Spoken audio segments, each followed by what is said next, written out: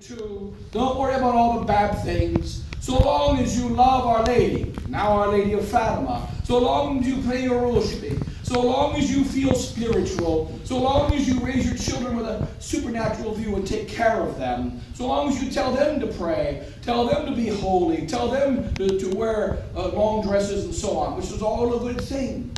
But don't tell them to be apostles and confessors of the gospel of our Lord Jesus Christ. The cardinals were terrified of that girl. And the bishops were terrified of that girl. And Pope Gregory XI, he had on one side all the bishops and cardinals saying, don't listen to that girl. And he heard that little girl.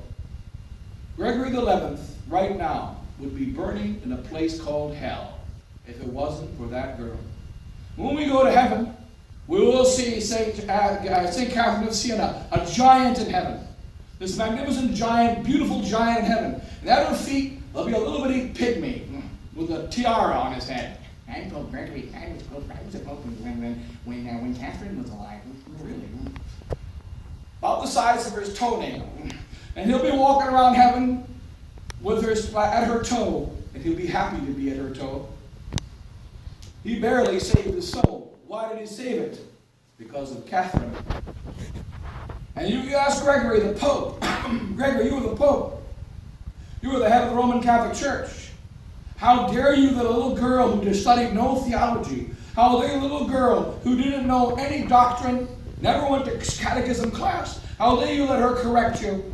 But ask Gregory, he will tell you, if it wasn't for that little girl, I would be in hell. I love that little girl. And for all eternity, I will stay at her toes.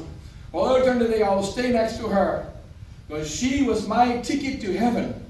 And Catherine is a giant saint in heaven. Gregory is a little bitty, maybe that big, probably a little smaller, but he's in heaven. And he's in heaven because of her. And the devil knows the power of the speaking of the truth. The devil knows that power very well, and he's terrified of it. Because little Catherine spoke the truth. It shook the whole of Christendom. It changed the history of the world, and the devil is terrified of it. And he was afraid of some Catholics standing up for the truth, of some Catholics spreading it. And remember the way of our church. The shepherd is the shepherd of souls, but he's also a weak human being. There isn't a case of one single shepherd, one priest, one bishop or pope, who has ever been able to fulfill his duty without some one of the sheep saying, do the work of God. Some one of the sheep encouraging him to continue. Some one of the sheep saying, stay away from modernism, stay away from Arianism, stay away from Protestantism, stay away from Calvinism, stay away from all the great heresies of each of the ages, and stand firm with the faith. You feed us the real faith, and we will follow you. Gregory XI was named the first Gregory, the saint, the great Gregory. The great Gregory, what did he call himself? He was the Holy Father. But he was the first Holy Father, the first Pope to say, don't call me Pope and Holy Father. He was actually humble, unlike the present humble guy. He was a liar and an enemy of God. But Gregory was really humble. And St. Gregory the Great said, I am the Servus Servorum Dei. And he wrote it down at the end of his name. And in honor of his greatness and his holiness and his humility, every Pope writes this down after him. But he did it the first time. I am the Servus Servorum Dei. I am the slave of the slaves of God. What's the reason? Because the priest is a minister. What is a minister? When you sit down at table, the minister is the one who brings you food. That's the waiter. And the minister is the one who cooks the food and brings it to you. That's the cook. That's the minister. So who's the most important? The one that brings the food or the one that eats it? This is more important. Eating it is more important. The minister is the one that brings the food. And if he brings poison, what do? You kill him. If he brings poison, you'll fire him. If he brings poison, you'll get rid of him. And the priest is the minister of God.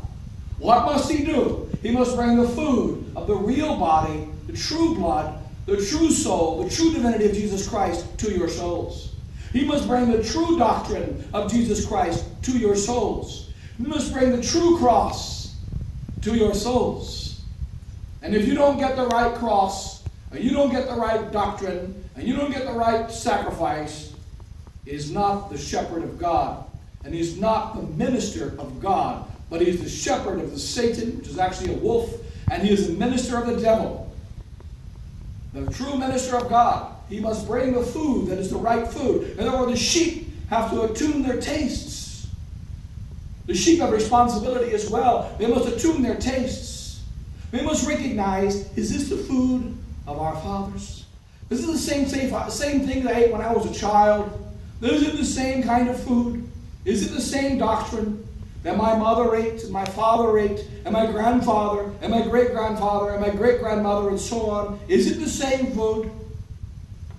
What made him a great minister? Tradidi quotacipi. I have handed down what I have received, not something new. Now the ministers stopped handing down what they were supposed to receive. They started changing their ways. They started changing their spirit. They started changing their teaching.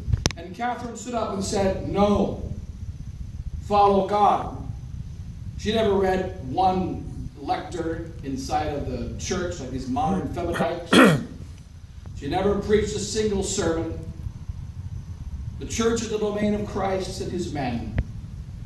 But like I mentioned in the first sermon, at some point the priest has to walk out of the church.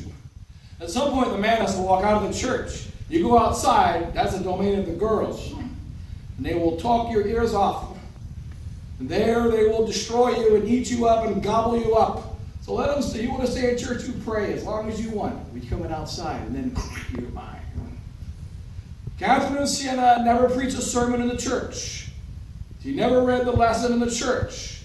But when that pope and that bishop came out in the world, they were supposed to be carrying that gospel. How come you're not carrying it? You talk the gospel of the pulpit. How come I don't hear it out here? You claim you're following the gospel of the church. I don't see the gospel out here. You follow the gospel.